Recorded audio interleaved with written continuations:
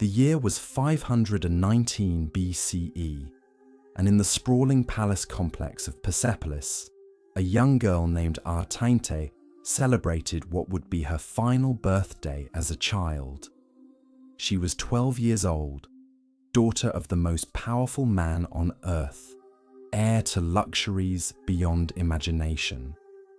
Golden bangles adorned her wrists, silk from distant lands draped her shoulders, and servants attended her every whim. By every measure visible to the outside world, she lived a life of unparalleled privilege and protection. But Artainte was not celebrating. She sat in the women's quarters, hands trembling as her mother applied ceremonial cosmetics with the precision of someone performing a sacred ritual. The kohl around her eyes was drawn to make them appear larger and more mature. Rouge painted her lips a deep crimson. Perfumed oils were massaged into her skin until she gleamed like a polished statue. Every detail was calculated, every touch deliberate, transforming a child into something else entirely. Her mother worked in complete silence, her face a mask of controlled neutrality that revealed nothing of the storm raging beneath. When the preparations were complete, she stepped back and studied her daughter with eyes that seemed to be memorizing every detail. Then came the words that would haunt Artainte forever. "Tonight, your father will summon you. You will go to his chambers. You will do whatever is required of you. You will show no fear, no resistance, and no emotion except gratitude. Do you understand what I am telling you?" Artainte nodded, though understanding remained just beyond her grasp. She had grown up watching older sisters disappear from the women's quarters when they reached a certain age, returning hours or days later with something broken behind their eyes. She had seen the pattern repeat with mechanical regularity. Each girl transformed from child to something else, something diminished. But she was his daughter. Surely that meant protection. Surely that created boundaries that even absolute power would not cross.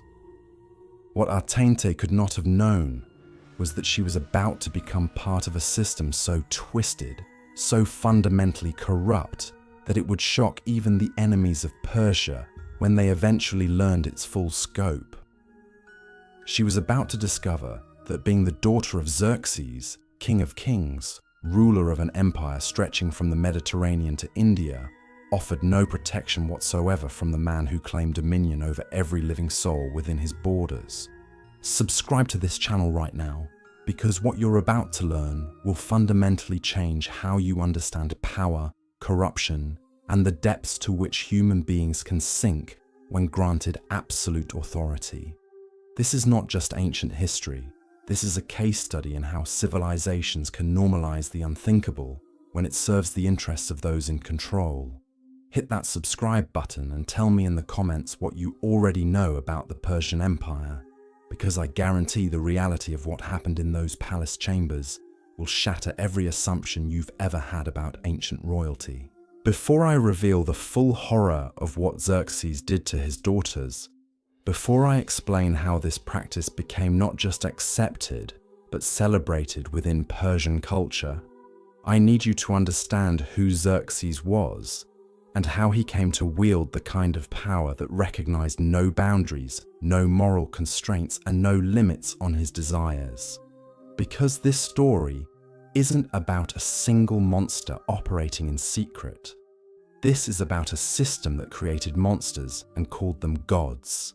Xerxes was born into the bloodline of kings, son of Darius the Great, grandson of Cyrus the Conqueror, who had founded the Persian Empire through military genius and ruthless expansion.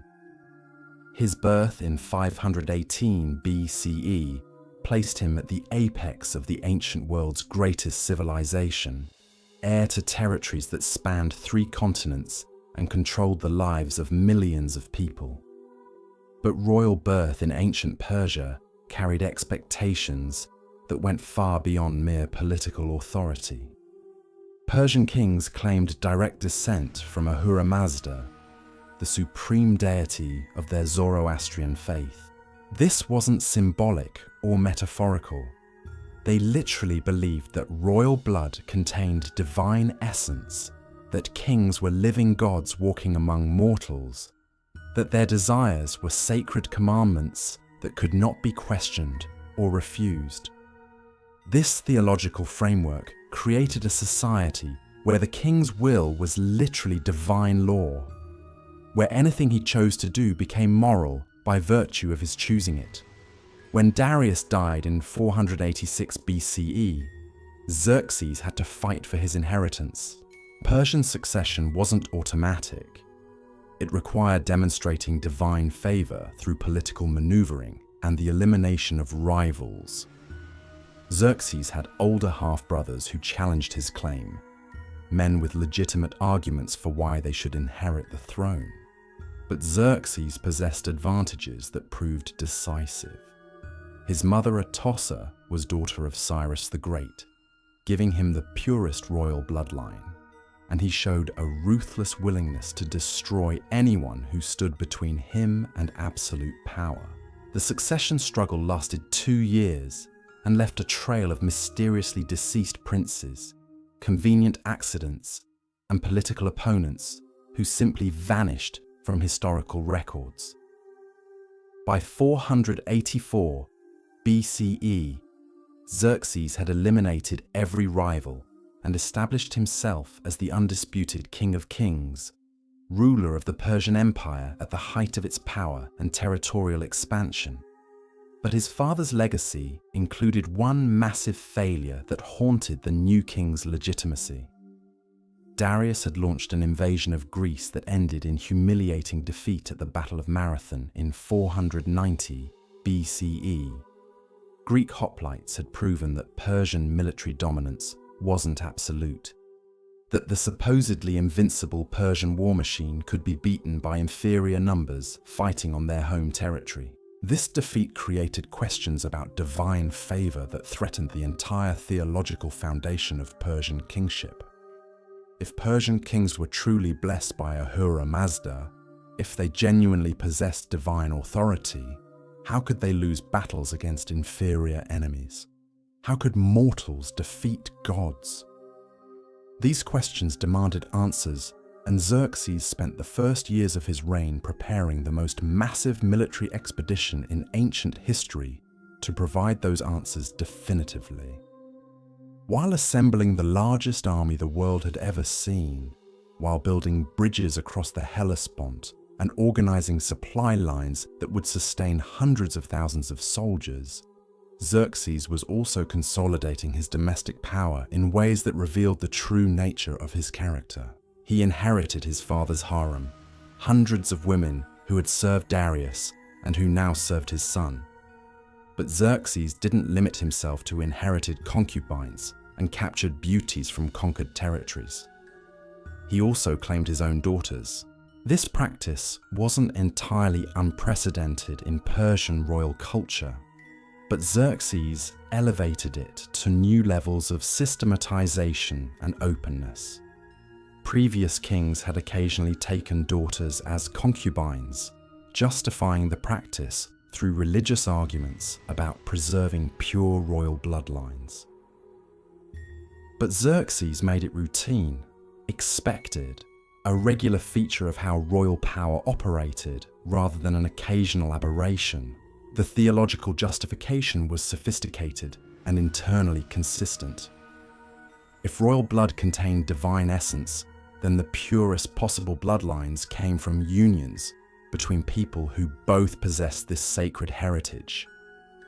Brothers marrying sisters, fathers with daughters, keeping the divine essence concentrated within the smallest possible circle, rather than diluting it through marriages with commoners or even with nobility who lacked direct divine ancestry. But the religious framework, however elaborate, was ultimately a rationalization for something much simpler and more disturbing. Xerxes claimed his daughters because he could, because his absolute power meant that literally no one was beyond his reach. because demonstrating control over his own family reinforced the message that resistance to royal will was impossible even for those who shared his blood.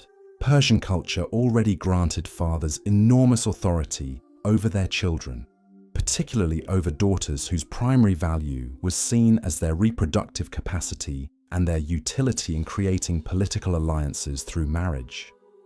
But Xerxes took this patriarchal authority to its logical extreme, claiming not just the right to arrange his daughters' marriages, but the right to use their bodies for his own pleasure before disposing of them to serve political purposes. The daughters who grew up in Xerxes' palace learned this reality gradually, watching older sisters disappear from the women's quarters when they reached puberty, understanding without being told explicitly that the same fate awaited them. Some mothers tried to prepare their daughters psychologically, explaining in careful euphemisms what would be required, teaching them techniques for psychological survival. Other mothers remained silent, either hoping ignorance might somehow provide protection, or simply unable to find words for what their children would experience. The palace eunuchs who managed the harem system became experts in preparing young princesses for their father's attention. They knew exactly how Xerxes preferred his daughters to be presented, bathed until their skin glowed, perfumed with oils that would please his senses, dressed in clothing that revealed more than it concealed, their hair arranged in styles that made them appear older and more developed than their actual age. When a daughter was first summoned, the process followed a ritual pattern that transformed childhood innocence into something else entirely. Palace servants would spend hours on preparation, applying cosmetics with artistic precision, selecting jewelry that emphasized developing curves, choosing fabrics that would respond to movement in ways designed to attract and maintain the king's interest. Every detail was calculated to maximize appeal while maintaining the fiction that what was about to happen was somehow natural and appropriate. The psychological preparation was as elaborate as the physical. Daughters were instructed on proper behavior, taught to show enthusiasm rather than fear, trained to express gratitude for royal attention rather than revealing their actual emotions. They were reminded repeatedly that they existed to serve their father's pleasure, that their bodies belonged to him by right of creation, that resistance or reluctance would be seen as ingratitude that could have consequences for their mothers and siblings. This systematic preparation reveals the institutional nature of what Xerxes was doing. This wasn't spontaneous abuse driven by uncontrolled impulses. This was calculated exploitation supported by elaborate protocols, justified through religious doctrine, and accepted by a court culture that had normalized the unthinkable by surrounding it with ceremony and theological rationalization. The daughters had no advocates, no protection, no recourse. Their mothers were themselves property of the king, powerless to intervene, even to comfort their children afterward. The eunuchs, who managed the harem, served the king's interests exclusively. The nobles who might have questioned these practices were either complicit in similar behavior with their own families, or understood that challenging royal prerogatives could result in their own destruction. What happened in those chambers when daughters were summoned remains largely hidden behind the discretion that surrounded all royal private activities.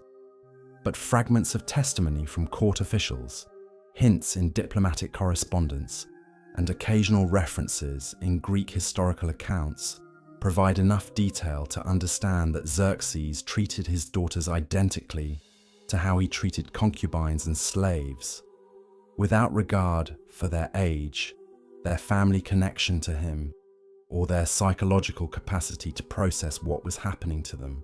The aftermath was always the same.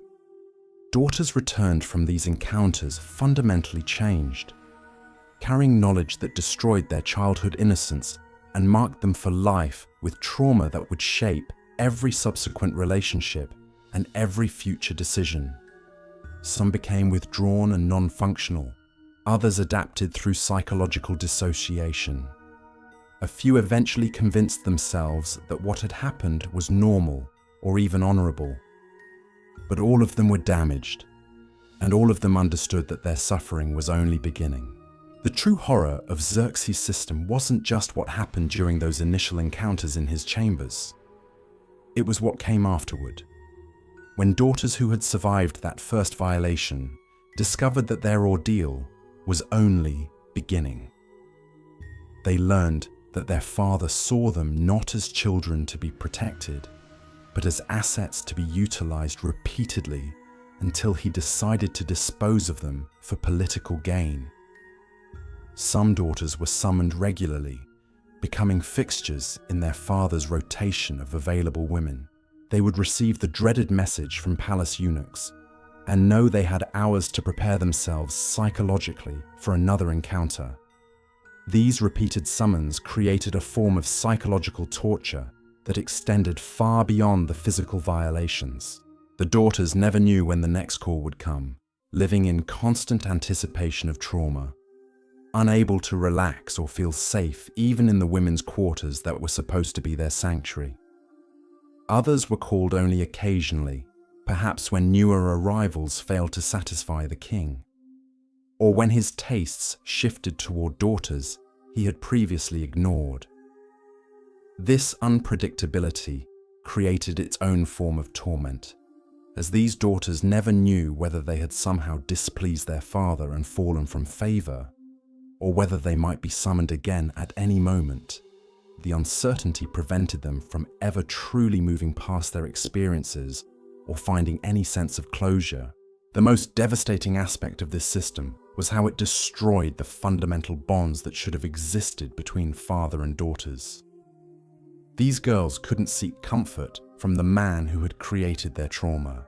They couldn't appeal to paternal love or protection because their father was simultaneously their abuser and the absolute authority who controlled every aspect of their existence.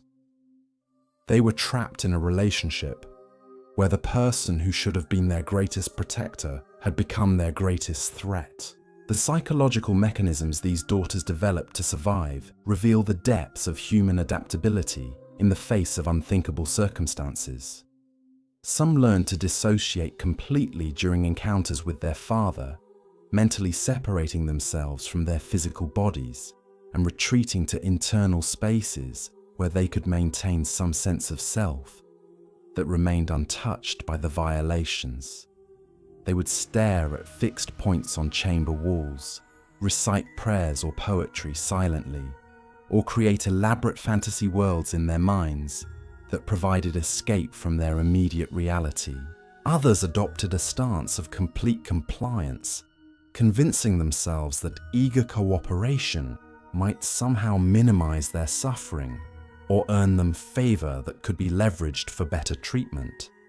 They would study their father's preferences obsessively, learning exactly how to present themselves to please him most effectively, hoping that superior performance might lead to rewards or at least less brutal treatment during future encounters. A few daughters attempted a different survival strategy, trying to maintain some sense of agency by viewing themselves as willing participants rather than victims.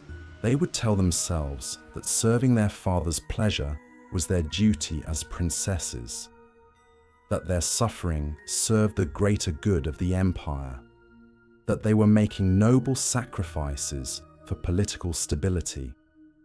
This psychological reframing allowed them to preserve some dignity and sense of purpose, but it came at the cost of acknowledging the reality of their situation. The most tragic cases were daughters who broke completely under the psychological pressure. These girls became catatonic, refusing to eat or speak, staring blankly at nothing for hours at a time. Palace physicians would be summoned to treat these episodes, but they had no understanding of trauma or its effects on the human psyche. Their treatments typically involved bloodletting, herbal concoctions, and prayers that did nothing to address the underlying psychological devastation. When daughters showed signs of complete mental collapse, they presented a problem for Xerxes beyond mere inconvenience. A princess who couldn't function properly reflected poorly on royal power, suggesting that the king's divine authority might not be as absolute as claimed. These broken daughters were typically removed from palace life entirely, sent to remote estates where they could be cared for in obscurity without embarrassing the royal family, or raising questions about what had caused their condition. The court culture that developed around these practices reveals how institutions can normalize absolutely anything when it serves the interests of those in power.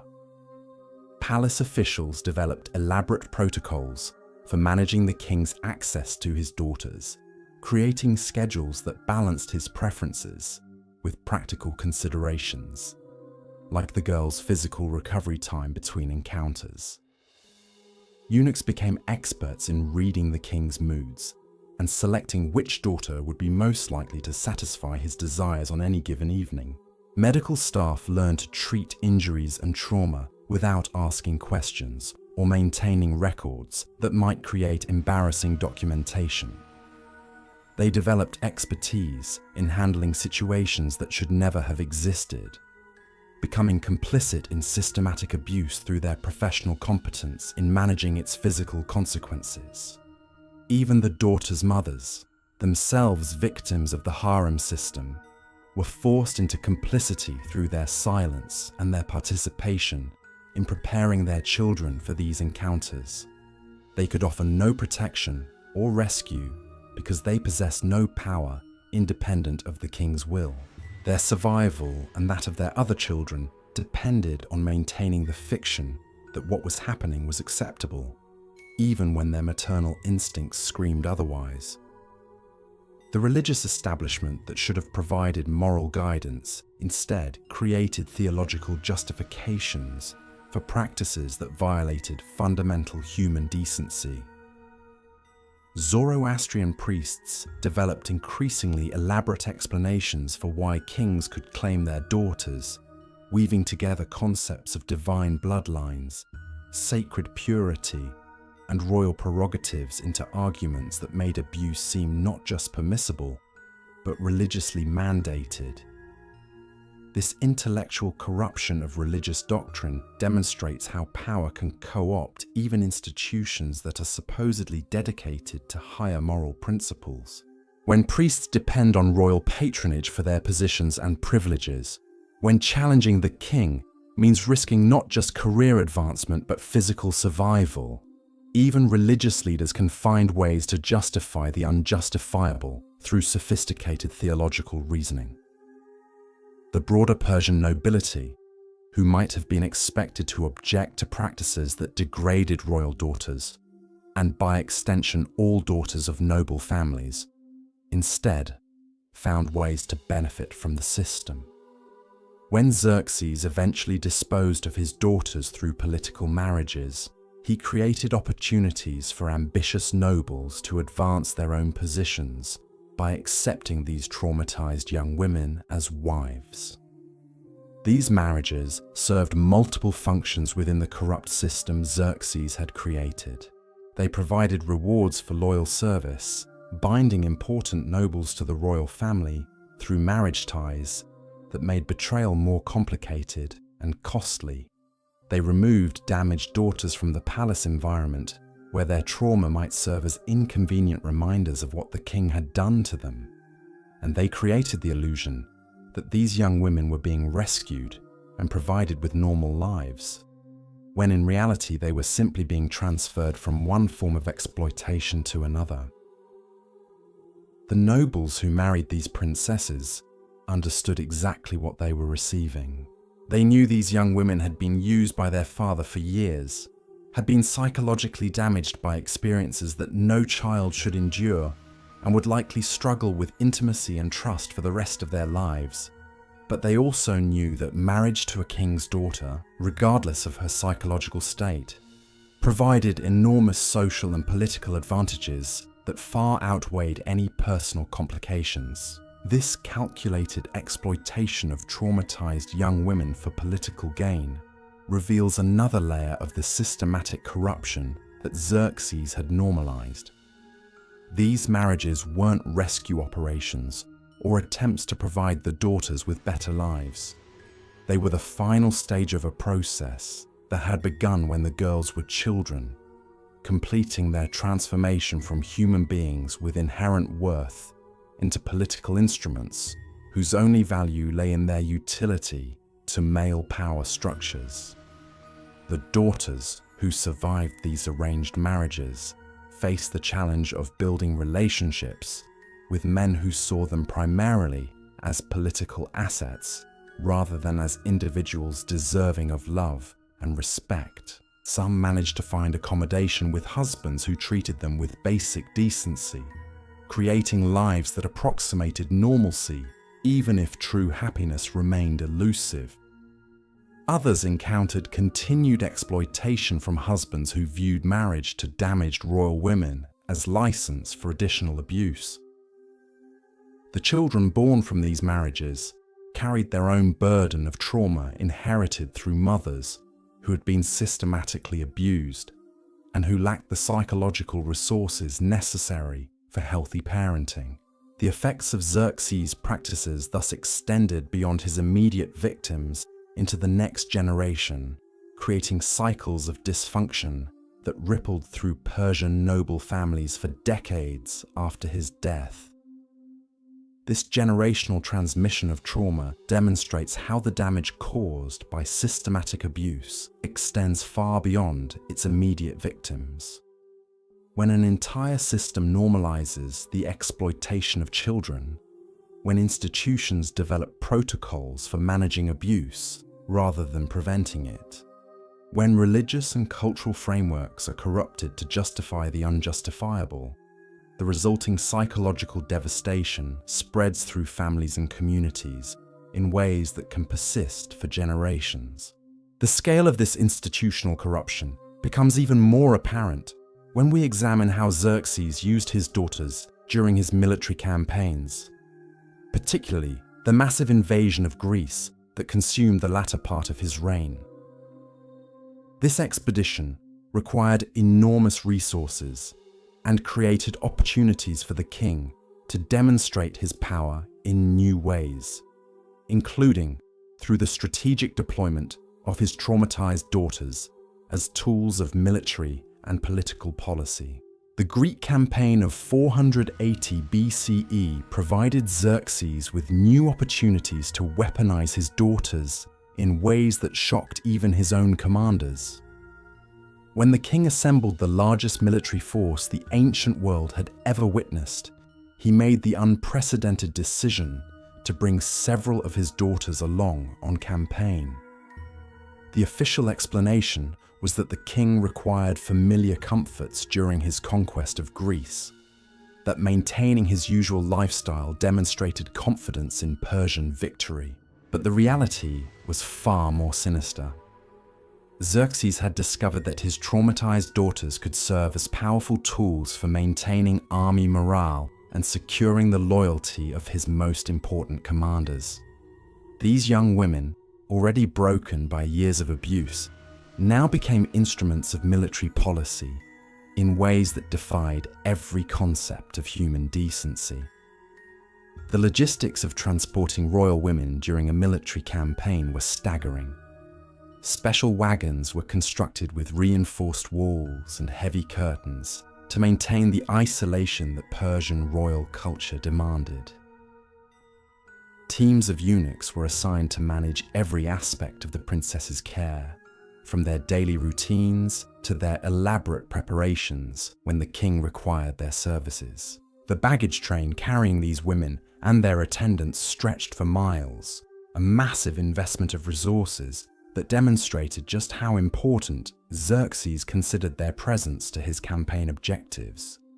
Princess Amestris, barely 15 years old, had already endured 3 years of her father's attention when she found herself jolting along dusty roads in a covered wagon, traveling toward what would become one of history's most famous military disasters. She had learned to recognize the signs that preceded her father's summons: the increased activity among the eunuchs, the careful selection of clothing and cosmetics, the ritualistic preparations that transformed her from a person into an object designed for royal pleasure. But during the Greek campaign, these familiar horrors took on new dimensions. Xerxes began using his daughters as rewards for exceptional military service, granting his most successful commanders private audiences with royal princesses as recognition for battlefield achievements. These encounters weren't marriages or even formal concubinage arrangements. They were temporary loans of royal flesh, treating his daughters like military supplies that could be distributed to maintain fighting effectiveness. General Artabanus, who had distinguished himself during the crossing of the Hellespont, received Princess Roxana for an entire week as reward for his engineering accomplishments. The 17-year-old princess, who had been used by her father since age 13, now found herself handed over to a grizzled military commander old enough to be her grandfather. She was expected to show enthusiasm for this arrangement, to treat it as an honor rather than another form of violation. The psychological impact on these young women was devastating. They had already learned that their father saw them as property rather than children. Now they discovered that this property could be loaned out to strangers, that their bodies were considered appropriate gifts for men who had pleased the king through military service. The message was unmistakable. They possessed no inherent worth, no protection, no rights that couldn't be suspended whenever it served royal purposes. Commander Megabyzus earned Princess Atossa for his successful suppression of a rebellion among Greek allies who had attempted to switch sides before the Battle of Thermopylae. The 19-year-old princess had developed severe anxiety that manifested in trembling hands and difficulty breathing whenever she was summoned for royal service. These symptoms worsened dramatically when she learned she would be spending several days with a man she had never met, serving his pleasure as payment for his military effectiveness. The camp followers and common soldiers who witnessed these arrangements understood exactly what they were seeing. Royal daughters, supposedly the most precious and protected women in the empire, were being distributed like spoils of war to reward military competence. The message to the army was clear: serve the king well, and even the most forbidden pleasures might become available. Fail to satisfy royal expectations and face consequences that extended far beyond mere professional disappointment. This systematic prostitution of his own daughters served multiple strategic purposes for Xerxes. It demonstrated his absolute power in the most visceral way possible, showing that literally nothing was beyond his authority to grant or withhold. It created intensely personal bonds between the king and his most important commanders, who now shared intimate secrets that made betrayal more complicated and dangerous. And it provided a form of reward that couldn't be duplicated by any rival claimant to royal power. The religious justifications that had been developed to explain why the king could use his daughters were now extended to cover why he could share them with others. Court priests explained that royal blood was so sacred that even temporary contact with it blessed the recipients, that commanders who had served with exceptional distinction deserved access to divine essence as recognition of their achievements, that the king's generosity in sharing his most precious possessions demonstrated the divine favor that guaranteed Persian victory. These theological contortions reveal the complete corruption of religious institutions that had once provided moral guidance to Persian society. When power becomes absolute, when kings are treated as living gods, when no institution possesses the independence necessary to challenge royal authority, even the most fundamental moral principles can be twisted to justify any practice that serves the interests of those in control. The daughters themselves had no voice in these arrangements, no opportunity to refuse or negotiate the terms of their exploitation. They learned about their assignments from palace eunuchs who delivered instructions with the same matter-of-fact tone used for any other administrative detail. They were expected to prepare themselves with the same elaborate rituals that preceded encounters with their father, to present themselves as eager participants rather than unwilling victims. Princess Fidem, who had been her father's victim since age 12, received word that she would be spending 3 days with General Otanes as reward for his successful cavalry charge that had broken Greek lines at the Battle of Plataea. She was 18 years old, had endured 6 years of systematic abuse, and now faced the prospect of being used by yet another man who saw her as a prize, rather than as a human being deserving of basic respect and protection. The practical arrangements for these encounters required elaborate planning and coordination. Separate tents were erected for the princesses and their assigned commanders, furnished with luxuries appropriate to royal status, but isolated from the main camp to maintain the discretion that Persian culture demanded. Teams of servants managed every detail, from meals to bathing facilities to the disposal of evidence that might compromise royal dignity if discovered by future historians. The commanders who participated in these arrangements understood they were being granted extraordinary privileges that came with corresponding obligations. They were expected to maintain absolute discretion about their experiences, to treat their temporary access to royal daughters as state secrets that could never be discussed openly. They also understood that their future advancement depended partly on their performance during these encounters, that satisfying royal daughters reflected their ability to manage other delicate responsibilities. General Darius, a distant cousin of the king, received Princess Artente for a full month as recognition of his successful siege of a Greek fortress that had been considered impregnable. The 20-year-old princess had developed a form of dissociative disorder that allowed her to mentally separate from her physical experiences, staring blankly ahead while men used her body for their pleasure. This psychological adaptation had helped her survive years of abuse by her father, but it created an eerie dynamic during her assignment to Darius that disturbed even the hardened military commander. The impact on army morale was exactly what Xerxes had calculated. Ordinary soldiers who learned that exceptional service might eventually earn them access to royal flesh fought with desperate intensity, hoping to distinguish themselves sufficiently to merit such extraordinary rewards. Officers competed ruthlessly for royal attention, knowing that military competence alone might not be sufficient to earn the ultimate recognition that came with temporary possession of the king's daughters. This weaponization of sexual access created a military culture that was simultaneously more motivated and more corrupt than traditional Persian forces. Commanders made increasingly risky decisions in hopes of achieving the spectacular successes that might earn them royal daughters. Soldiers committed atrocities against captured enemies to demonstrate their loyalty and their willingness to serve royal interests without moral constraints. The Greek defenders who eventually learned about these practices were horrified in ways that went beyond mere cultural differences.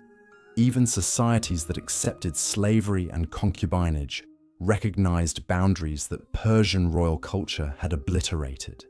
The idea that a father would systematically abuse his daughters and then distribute them to subordinates as military rewards represented a level of moral corruption that challenged Greek understanding of what human beings were capable of inflicting on their own families. Herodotus, writing decades after these events, struggled to find language adequate to describe what Persian prisoners had revealed about royal practices during the campaign. His accounts, filtered through Greek cultural assumptions and limited by diplomatic discretion, still managed to convey the essential horror of what Xerxes had done to his daughters and how he had used their trauma to serve his military objectives. The princesses who survived the Greek campaign returned to Persia carrying additional layers of trauma that compounded the damage their father had already inflicted. They had learned that their suffering could always be increased, that new forms of exploitation could be invented whenever it served royal purposes, that recovery or healing was impossible as long as they remained within their father's power. Princess Mandane, who had been assigned to 4 different commanders during the campaign as rewards for various military achievements, developed a complete inability to trust any human contact. She would flinch violently when touched, even by female servants attempting to provide basic care. Her psychological deterioration was so severe that she could no longer function in normal social situations, requiring constant supervision to prevent self-harm. The failure of the Greek invasion, culminating in the naval disaster at Salamis and the land defeat at Plataea, created a crisis of legitimacy that affected how Xerxes treated his daughters after their return to Persepolis. The king, who had claimed divine favor, now faced questions about why the gods had allowed his supposedly invincible forces to be defeated by inferior Greek armies. His response was to tighten control over those aspects of his empire that remained absolutely within his power, including his traumatized daughters. The systematic abuse that had been partially concealed behind military necessity during the campaign now became more open and more frequent. Xerxes summoned his daughters with increasing regularity, as if their submission could somehow compensate for his inability to control external enemies. The young women who had hoped that their ordeal might end with their father's return to Persia instead discovered that their suffering was intensifying as the king sought to reassert his authority through the most intimate possible demonstrations of absolute power. The palace eunuchs, who managed these arrangements, noted the change in royal behavior with the careful discretion that their positions demanded. They observed that the king's treatment of his daughters had become more violent and more psychologically cruel, but they recorded these observations only in the most oblique terms that would protect them from royal displeasure, while documenting the escalating abuse for whatever purposes such records might eventually serve. The daughters themselves had no outlet for their trauma, no possibility of escape or rescue, no hope that their circumstances might improve. They existed in a state of perpetual victimization that was normalized by everyone around them, justified through religious doctrine, and supported by the entire institutional structure of the Persian Empire. Their suffering had become so routine that it was considered merely another aspect of how royal power operated, no more remarkable than taxation or military conscription. But the psychological damage that Xerxes had inflicted on his daughters would eventually contribute to the internal weaknesses that made the Persian Empire vulnerable to external conquest. The traumatized women who were married off to Persian nobles carried their dysfunction into the next generation, raising children who grew up in the households marked by psychological instability and damaged relationships. The corruption that had infected the royal family gradually spread through the Persian aristocracy, creating a ruling class that was internally fractured and psychologically compromised. The Greek campaign had revealed these internal weaknesses to external enemies who recognized that the Persian Empire, despite its vast resources and military power, was fundamentally unstable at its core. The practices that Xerxes had used to maintain control over his own family had created patterns of abuse and exploitation that extended throughout Persian society, weakening the bonds of loyalty and trust that any stable government requires. The king, who had sought to demonstrate his absolute power through the systematic abuse of his daughters, had instead created conditions that would eventually contribute to the destruction of everything he had tried to protect. The trauma he had inflicted in pursuit of control had generated the very instability and weakness that would make his empire vulnerable to conquest by enemies who understood that societies which normalize the unthinkable inevitably destroy themselves from within. The daughters who survived their father's systematic exploitation faced an even more sinister fate when Xerxes decided their usefulness as personal victims had run its course.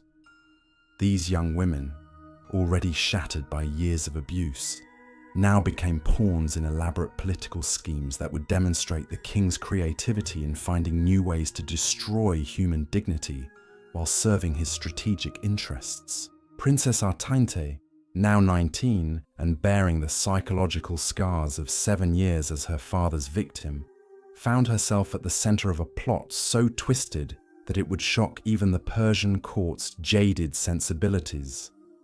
Xerxes had been observing his most trusted general, Artabanus, commander of the royal bodyguard, and the man responsible for protecting the king's life. This general's loyalty was unquestionable, his military competence beyond dispute. But Xerxes understood that absolute power required more than mere professional competence from those in positions to threaten royal security.